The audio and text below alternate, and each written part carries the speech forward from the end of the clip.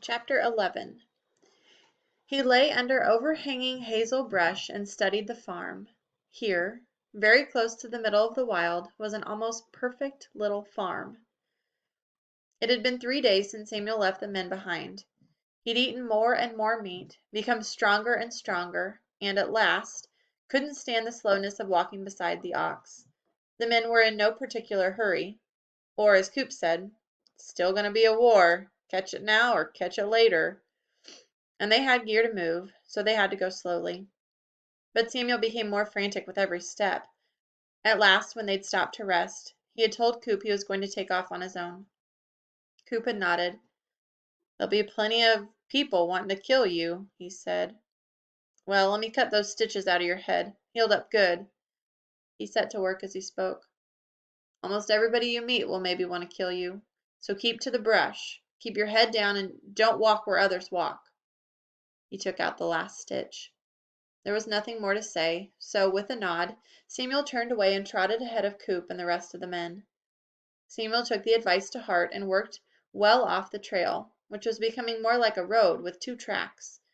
Even so, he doubled his speed. He had brought meat with him and took care to eat sparingly. After 3 days it was nearly gone.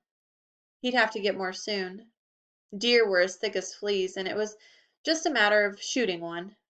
He was moving quietly through the woods, ready to do just that, when he came upon the farm.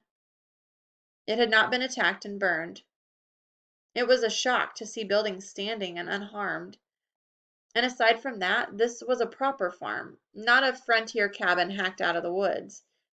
True, there was deep forest all around it, but the farm itself was neat as a pin, with split rail fences, all whitewashed, and a frame house, and a barn made not from logs but from milled lumber. More, the house was painted white and the barn red, with white trim on the doors and windows. As he watched, he could see chickens in the yard. Several thoughts hit him. First, chicken would taste good.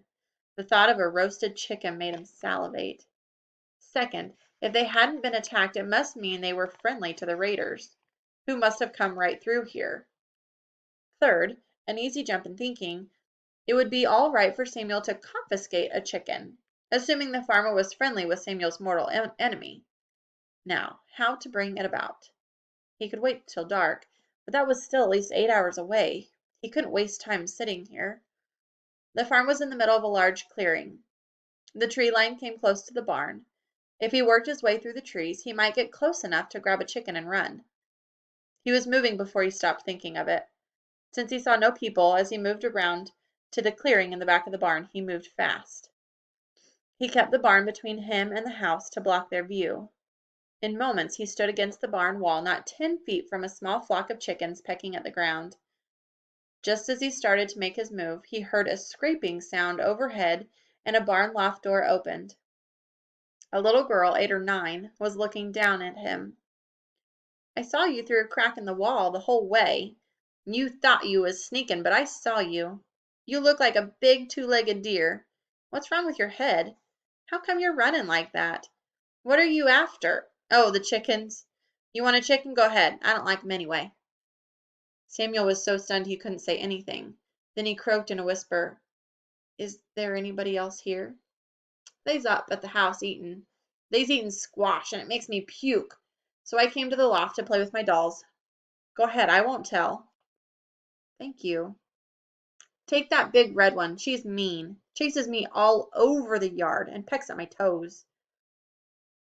In for a penny, in for a pound, Samuel thought. He made a darting motion and, by luck, actually caught the big red chicken. It squawked once, but he held it tight and it quieted. He started to leave, then turned. "What's your name?" "Anne Marie Pennyworth Clark," she said, "but everybody calls me Annie." "Well, thank you, Annie. I've got to be going now." He turned to leave, but her next words stopped him.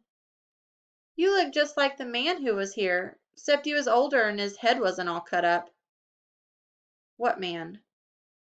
"Some men and a woman came here, some on horses and some in a wagon."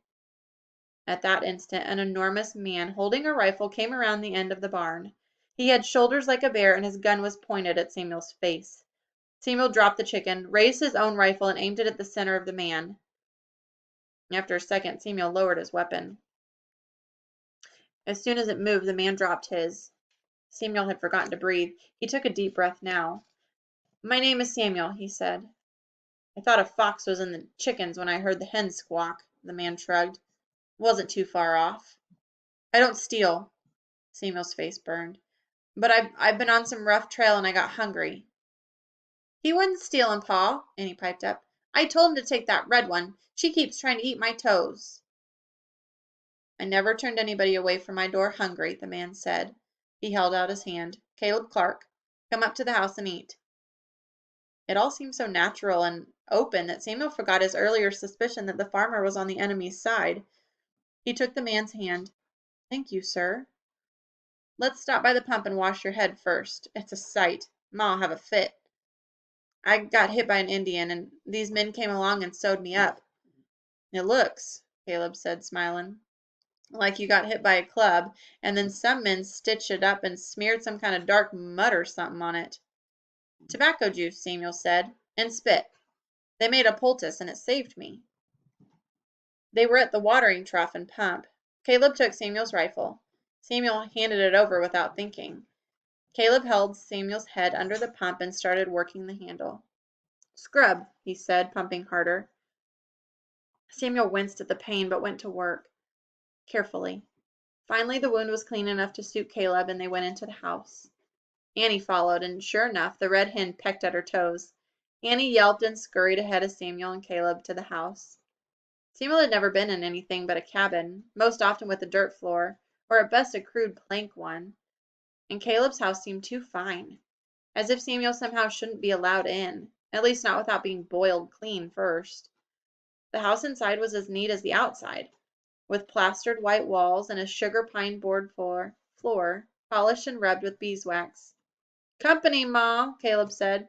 "You got another plate?" Caleb's wife was quite round, with red cheeks and hair up in a bun. She had flour dust on her cheek. She pushed a bit of hair back and smiled at Samuel with the briefest of looks. She pointed at a chair that backed to the stove. "Sit and eat. We just started." There were only 3 people, 4 with Samuel, but the table absolutely groaned with food. There was squash, as Annie had said, with maple sugar and butter melted in the middle. There was a roast of venison and potatoes, a loaf of bread with apple butter and some kind of jelly, and corn on the cob with melted butter dripping from the cobs. Samuel had never seen anything like it. Huge bowls of food, and a gravy tub that held at least a quart of rich brown steaming hot gravy. His stomach growled as Caleb poured him some buttermilk, and they all sat.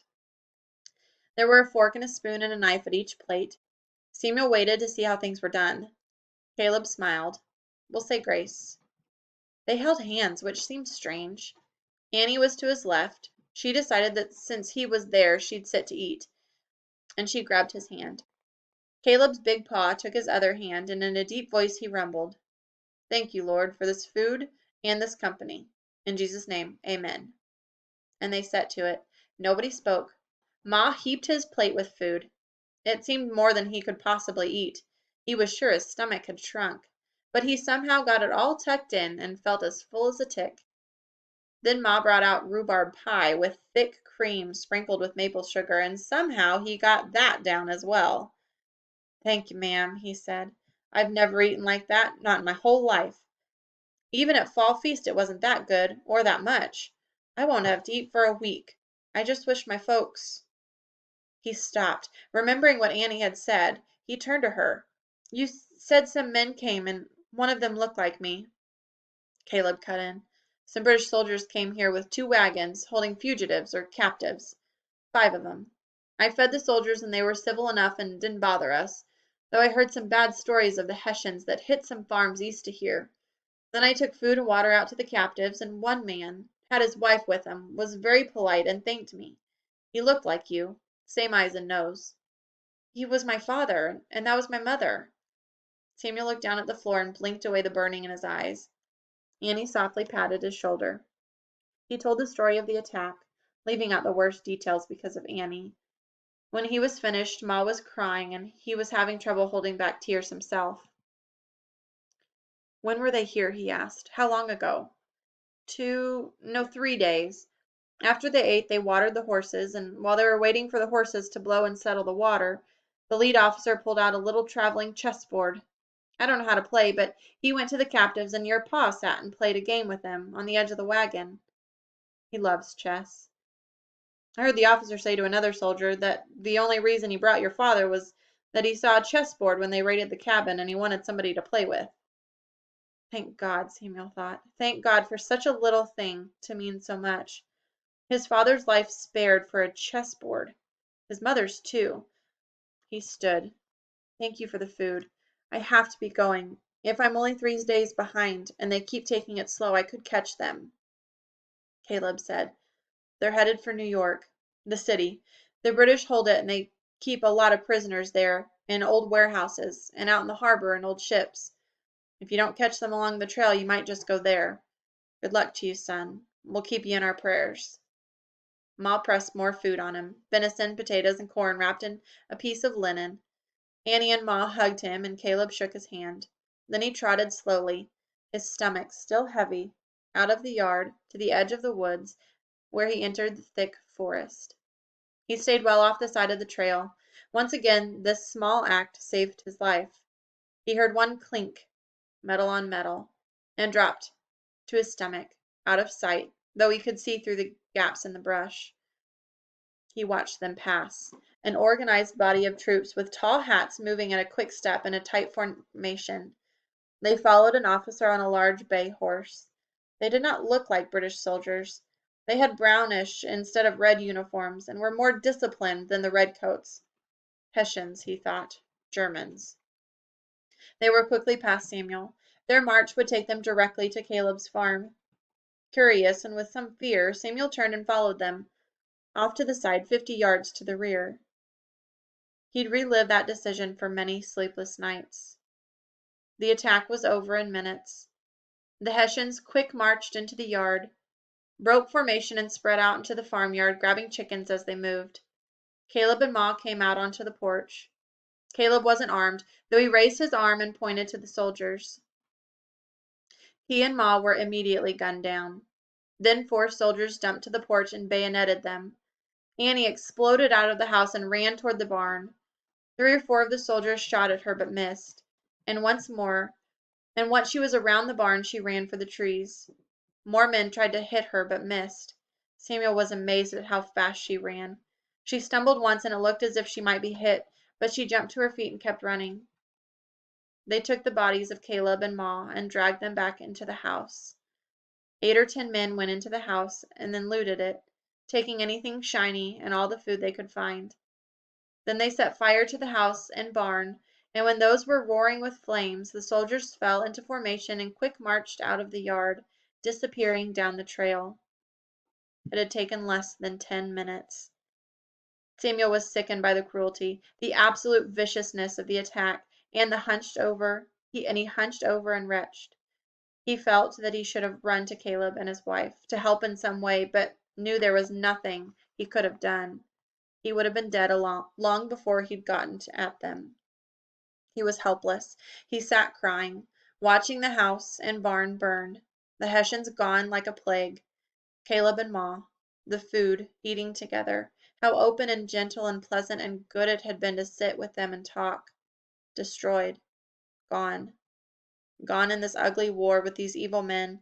Gone and never coming back, and there was nothing he could do or could have done to save them, help them, except find Annie.